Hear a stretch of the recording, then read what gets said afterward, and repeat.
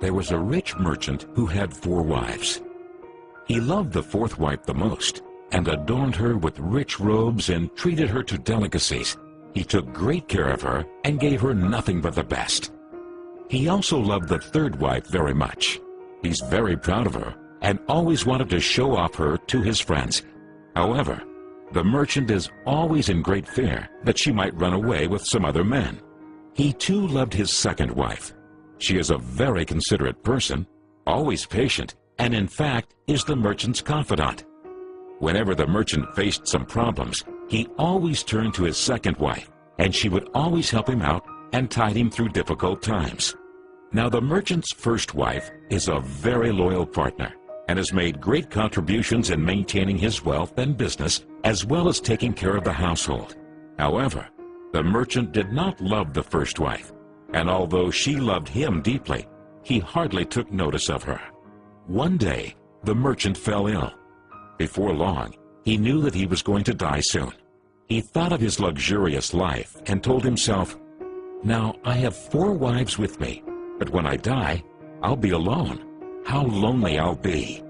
Thus, he asked the 4th wife, "I love you most, endowed you with the finest clothing and showered great care over you. Now that I'm dying, will you follow me and keep me company?" "No way," replied the 4th wife, and she walked away without another word. The answer cut like a sharp knife right into the merchant's heart. The sad merchant then asked the 3rd wife, "I have loved you so much for all of my life. Now that I'm dying, will you follow me and keep me company?" "No," replied the 3rd wife. "Life is so good over here. I'm going to remarry when you die." The merchant's heart sank and turned cold. He then asked the 2nd wife, "I always turn to you for help, and you've always helped me out. Now I need your help again. When I die, will you follow me and keep me company?" "I'm sorry, I can't help you out this time," replied the 2nd wife. "At the very most, I can only send you to your grave." The answer came like a bolt of thunder, and the merchant was devastated. Then a voice called out, "I'll leave with you. I'll follow you no matter where you go." The merchant looked up, and there was his 1st wife. She was so skinny, almost like she suffered from malnutrition. Greatly grieved, the merchant said, "I should have taken much better care of you while I could have."